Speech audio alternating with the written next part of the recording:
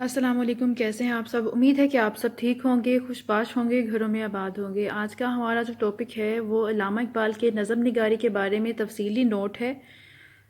سب سے پہلے آپ علامہ اقبال کی حالات زندگی شاعر کا انٹرو لکھیں گے، اور اس کے حوالے سے میں آپ کو ویڈیو کا لنک ڈسکرپشن میں دے دوں گی، آپ وہاں سے دیکھ لیجئے گا۔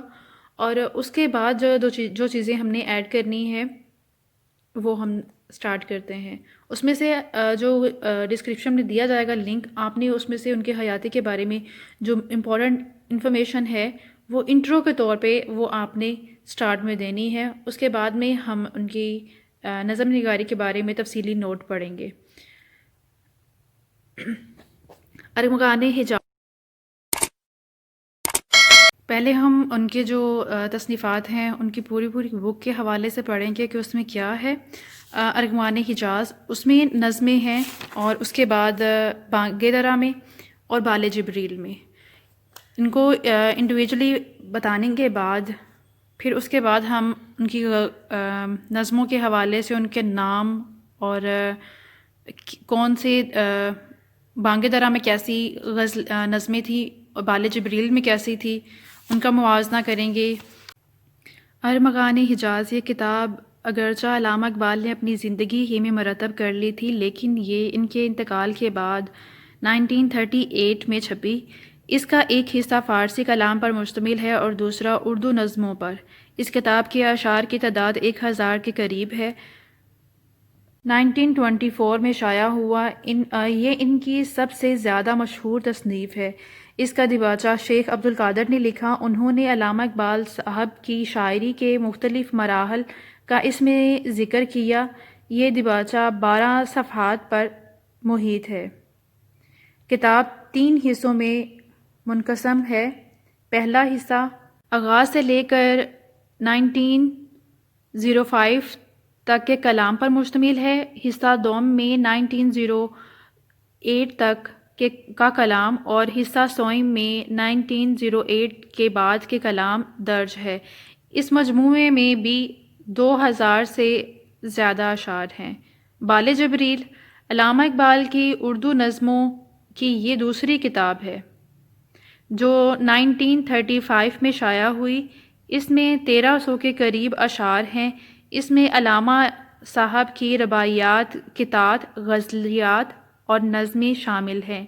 اگرچہ بانگ درا زیادہ مقبول ہوئی، لیکن ان کی اردو شاعری کی معراج یہ کتاب ہے، کیونکہ حضرت علامہ کی تمام بلند پایہ غزلیات اور بعض بہترین نظمیں اس کتاب میں موجود ہیں۔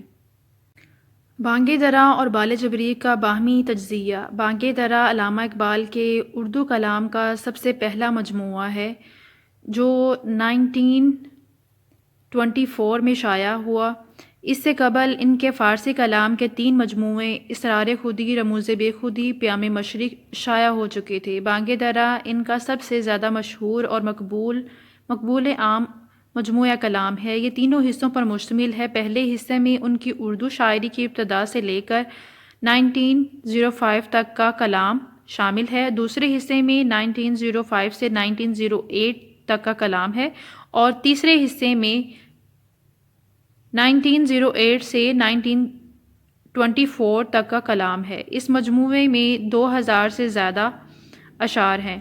وہی ساری چیزیں ریویژن ہو گئی ہیں۔ ان کی ترتیب کے وقت اقبال نے اپنی کئی طویل نظمیں اس لیے اس میں شامل نہیں کی تھی کہ انہیں وہ فنی اعتبار سے کمزور سمجھتے تھے، اور حالانکہ ان نظموں کو وہ انجمن حمایت اسلام کے جلسوں میں پڑھ چکے تھے۔ اس کے علاوہ کئی نظموں کے کچھ حصے قلم زد کر دیے گئے۔ بال جبریل ان کے اردو کلام کا دوسرا مجموعہ ہے جو 1935 میں شائع ہوا۔ بانگ درا کے بعد بال جبریل کی اشاعت سے قبل کے درمیانی زمانے میں ان کے 2 اور فارسی مجموعے زبور عجم اور جاوید نامہ شائع ہو چکے تھے۔ بال جبریل تقریباً 1300 اشعار پر مشتمل ہے۔ اقبال کی اردو شاعری اپنی تکمیل اور عروج کی صورت میں اس کتاب میں جلوہ گر ہوئی۔ عام ہونہار شرح کی طرح اقبال نے بھی اپنی شاعری کا آغاز غزل گوئی سے کیا تھا۔ تھوڑے ہی عرصے کے بعد ان کے کانوں میں برطانوی سامراج کی مخالفت کی آوازیں پڑھیں۔ یہ وہ زمانہ تھا جب ہندوستان میں سیاسی بیداری کا آغاز ہو رہا تھا، چنانچہ اقبال بھی اس سے متاثر ہوئے اور انہوں نے حب وطن اور قومی جذبہ کے حامل نظمیں لکھیں۔ ایسی نظموں کی مثال میں ہمالیہ، ترانہ ہندی، نیا شعلہ، میرا وطن وہی ہے، تصویر درد کو پیش کیا جا سکتا ہے۔ ان نظموں میں حب وطن اور قوم پرستی کے مضامین کو بڑی خوبصورتی اور دل آویزی کے ساتھ بیان کیا گیا ہے۔ اس زمانے میں اقبال کی شاعری کا ایک اور محرک جذبہ ان کا علمی تجسس تھا۔ اس دور میں اقبال زندگی کے حقائق کی تلاش میں سرگرداں تھے اور وہ ہر شے کا راز معلوم کرنے کی کوشش کرتے تھے، مگر قدرت کے اسرار ان پر منکشف نہیں ہوتے تھے۔ اس کا نتیجہ یہ تھا کہ ایک حیرانی اور ناآسودگی کی کیفیت سے انہیں واسطہ تھا۔ چنانچہ انہوں نے گل رنگیں، شمع پروانہ، آفتاب، بچہ اور شمع، ماہ نو، جگنو، ستارے، کنارہ راوی اور موج دریا جیسی نظمیں لکھی۔ ان تمام نظموں میں ایک تحریر اور استفہام کی کیفیت جاری ساری ہے۔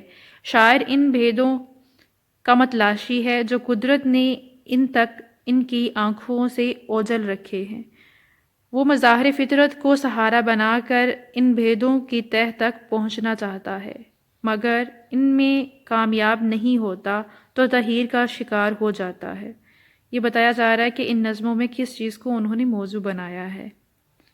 آپ کو یہ بالکل نہ لگے کہ یہ چیزیں جو بتائی جا رہی ہیں وہ فضول ہیں، نہیں، پہلے ان کے موضوع بتائے جا رہے ہیں، ان کی ذہنی کیفیت اور ان کی دلی کیفیت بتائی جا رہی ہے، پھر ان کے وہ نظمیں کن چیزوں کو مد نظر رکھتے ہوئے انہوں نے لکھی ہیں وہ چیز۔ ایک استفہام، صورتحال اس طرح اس کے سامنے آتی ہے مگر اس کا جواب اسے کہیں نہیں ملتا۔ اس طرح ایک قسم کی ناآسودگی اور بے اطمینانی کی کیفیت شاعر کو اپنی لپیٹ میں لیے رکھتی ہے۔ ذوق آگاہی اور شوق جستجو کی ایک تڑپ ہے جو شاعر کو بے قرار کیے ہوئے ہے، مگر اس کی ہر کوشش کا نتیجہ سوائے ناصبوری کہتے ہیں، تذبذب، بے قراری کو کہتے ہیں، اور کچھ نہیں نکلتا۔ اس طرح اس تڑپ میں کمی کے بجائے کچھ اضافہ ہی ہوتا چلا جاتا ہے۔ آپ کی نیکسٹ ہیڈنگ ہوگی قیام یورپ۔ قیام یورپ کے دوران اقبال نے نئے اور پرانے، مشرقی اور مغربی، ہر قسم کے فلسفہ کا بنظر غور مطالعہ کیا اور اس کے علاوہ مختلف ممالک کے دانشوروں سے ملنے کا انہیں اتفاق ہوا۔ اسی طرح زندگی کے مسائل اور کائنات کے بھیدوں سے متعلق بہت سی گتھیاں سلجھانے میں انہیں مدد ملی جو اب تک ان کے لیے پریشان کن رہی تھیں۔ یورپ کے واپس آنے تک وہ اپنی بہت سی فکری الجھنوں کے بارے میں واضح ہو چکے تھے۔ یورپ سے واپسی کے بعد کی نظموں میں اس بات کا واضح اظہار ہوتا ہے کہ اب وہ مسائل حیات کے بارے میں ایک واضح اور صاف نقطہ نظر کو اپنا چکے ہیں۔ اب انہیں یہ بات سمجھ آ گئی ہے کہ اسلامی حکومتوں کی حالت زار اور عام مسلمانوں کی بدحالی کا سبب کیا ہے۔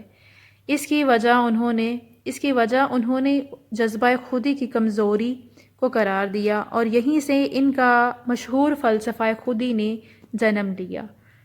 اب یہ فلسفہ ان کی شعری محاکات اور نظموں کے مضامین کا اہم جز بن گیا۔ اس زمانے میں انہوں نے بڑی پرجوش نظمیں لکھیں تاکہ مسلمانوں کو اسلام کے شاندار ماضی اور تاریک حال کے تقابل سے عمل پر ابھارا جا سکے اور ان کے ذہنوں کو بیدار کر کے ان کی صلاحیتوں کو اثر نو روبہ عمل میں لایا جا سکے۔ شکوہ جواب شکوہ، فاطمہ، خضر را، طلوع اسلام اسی سلسلے کی نظموں کی بہترین مثالیں ہیں۔ بانگ درا میں شامل کلام کے محاکات اور مضامین میں عشق اور عقل کے تضاد اور آویزش کو بھی جگہ حاصل ہے۔ اقبال کے ہاں عشق کو عقل پر اس لیے فوقیت حاصل ہے کہ عمل کے میدان میں عشق کا جذبہ ہی پیش قدمی کا اعزاز حاصل کرتا رہا ہے، اور عقل نے اکثر اوقات عمل کے لمحہ کو فکر سود و زیاں کی نظر کر کے ضائع کر دیا ہے۔ یعنی کہ عقل جو ہے وہ سوچتی رہ جاتی ہے، اور عشق جو ہے وہ عمل کے میدان میں پہلا قدم عشق ہی رکھتا ہے۔ اس لیے اقبال کے نظریے میں عشق کو زیادہ اہمیت حاصل ہے، مگر اس کا مطلب یہ نہیں کہ اقبال نے عقل کو بیکار محض قرار دے دیا ہے۔ ان کے ہاں عقل کی بھی بڑی اہمیت ہے۔ اس کے بغیر خیر و شر کے درمیان امتیاز کرنے سے انسان عاری رہ جاتا ہے، مگر عشق کو عقل پر صرف اس لیے فوقیت حاصل ہے کہ عمل کے میدان میں عشق کا پرزور جذبہ ہی ہمیشہ کام آیا ہے۔ اس مختصر سے جائزے کے بعد یہ کہا جا سکتا ہے کہ بانگ درا میں شامل اقبال کے کلام کے بڑے محاکات یہ رہے ہیں: مظاہر فطرت، حب وطن اور اہل وطن سے محبت، اسرار کائنات، قومیت اور وطنیت کے مغربی تصور سے بیزاری، اسلام کا عالمگیر نظام اور اس کی نشاط ثانیہ، عشق اور عقل کا تصادم اور فلسفہ خودی۔ ان محاکات کے تحت جو نظمیں لکھی گئی ہیں، ان کی مثالیں مدرجہ بالا جائزے میں دی گئی ہیں، اوپر ہم ان کا ذکر کر چکے ہیں۔ ان مضامین کو اقبال نے مختلف پیریوں میں اور بہت خوبصورت انداز میں بیان کیا ہے، لیکن ان تمام مضامین کے اظہار میں وہ پختگی اور تکمیل نظر نہیں آتی جو بال جبریل کے نظموں میں موجود ہے۔ اقبال کی اردو کتابوں میں سے شہرت اور قبولیت اگرچہ سب سے زیادہ بانگ درا کو حاصل کے حصے میں آتی ہے، ان کا بہترین مجموعہ کلام جو ہے وہ بال جبریل ہے۔ بال جبریل کو عام طور پر اقبال کے فارسی مجموعہ کلام زبور عجم کا ترجمہ قرار دیا جاتا ہے۔ زبور عجم میں اقبال کا فلسفہ حیات مکمل صورت میں اظہار پاتا ہے، زندگی کے حقائق کی بڑی دلچسپ انداز میں نقاب کشائی کی گئی ہے، اور قوم کے لیے ہمدردی عمل کا پیغام موجود ہے۔ یہی خصوصیات بال جبریل میں موجود ہیں۔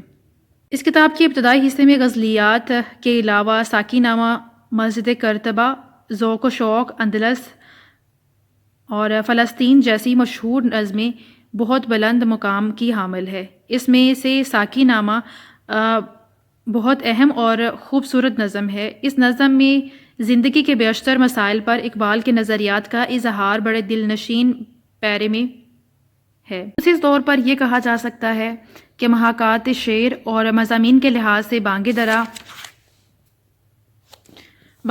درا جو ہے وہ ابتدا ہے اور تکمیل کی تلاش، جبکہ بال جبریل تکمیل کو پا لینے کا اظہار ہے۔ غرض کہ بانگ درا اور بال جبریل میں وہی فرق ہے جو کسی زیر تعمیر اور مکمل عمارت کے درمیان ہوتا ہے۔ زیر تعمیر عمارت کو دیکھ کر صرف اس کے نقشہ، اس کی وسعت، اس کے طرز تعمیر اور اس کی پختگی کا اندازہ کیا جا سکتا ہے، لیکن یہ تصور بھی نہیں کیا جا سکتا کہ یہ عمارت مکمل ہونے کے بعد کس قدر بلند، کتنی دل فریب اور کس قدر شان و شوکت والی ہوگی۔ ان تمام باتوں کا پتہ عمارت کی تکمیل کے بعد ہی لگتا ہے۔ یہی حال اقبال کا ہے۔ بانگ درا میں وہ تمام بنیادیں موجود ہیں جو ان کی عظمت کا سبب بننے والی تھیں، لیکن ان کی عظمت اور بلندی کا صحیح اظہار بال جبریل میں ہوتا ہے۔ اگر آپ کو ویڈیو پسند آئی ہے تو ویڈیو کو لائک کر دیں، چینل کو سبسکرائب کر دیں اور ویڈیو کو شیئر کرنا مت بھولیے گا۔ اپنا بہت خیال رکھیے گا، دعاؤں میں یاد رکھیے گا۔ فی امان اللہ۔